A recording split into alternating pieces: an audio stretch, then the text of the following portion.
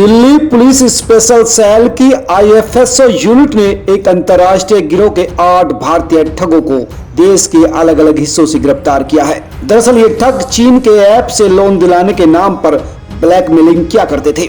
अब तक लाखों लोगों से ठगी कर चुका है ये गैंग। एक बैंक खाते से पता चला है कि महज 15 दिनों में उसने 8.25 करोड़ रुपए की ठगी की थी। ऐसे 25 खातों का पता चला है। पुलिस को इनके पास से 16 debit card, 22 chequebook, 26 passbook, 20 mobile, 3 laptop, 11 lakh bank खातों में फ्रीज, 3 कारें और 4 लाख कैश बरामद हुए हैं।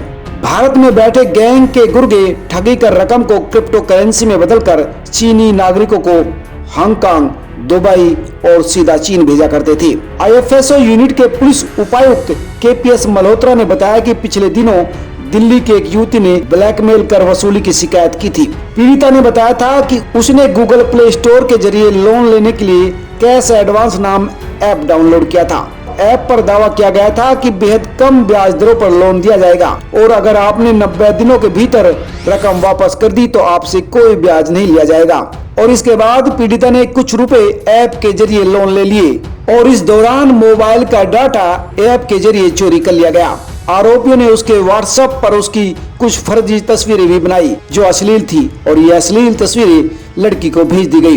पीड़िता को ब्लैकमेल कर मोटी रकम की डिमांड की जाने लगी।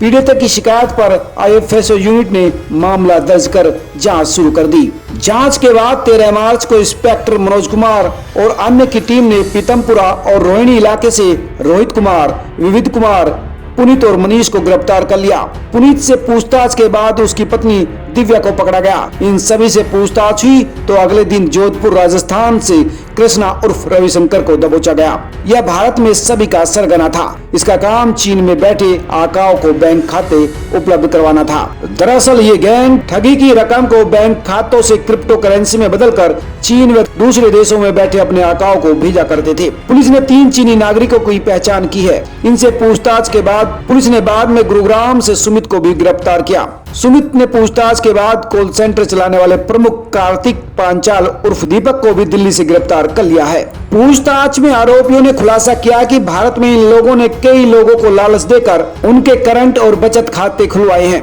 इन खातों को एक मुश्त रकम देकर खरीद लिया जाता था। ठगी की रकम को उन खातों में ट्रांसफर कर लिया जाता था। इसके बाद क्रिप्टो करेंसी में बदलकर विदेश भेजा जाता था। यहाँ कॉल सेंटर में बैठे कॉलर लोगों को ऐप के जरिए आसान लोन दिलवाने की कॉल किया करते थे और समय समय पर ऐप के नाम भी बदल दिया करते थे, लेकिन इसमें काम एक जैसा ही होता था, यानी ठगी का। जांच के दौरान पुलिस को पता चला है कि जिन मोबाइल नंबरों से युवती को व्हाट्सएप कॉल की जाती थी उन पर कुछ सीनियर आईपीएस अधिकारियों के फोटो लगे आते थे। पीड़िता को अलग अलग व्हाट्सएप नंबरों से कॉल किया जाता था। युवती ने जिन नंबरों से रकम भेजी थी वह दिल्ली के बालाजी टेक्नोलॉजी के खाते में गई थी और जब पुलिस उस पते पर पहुंची तो वहां बालाजी कंपनी की जगह एक पंचर बनाने वाले की दुकान मिली।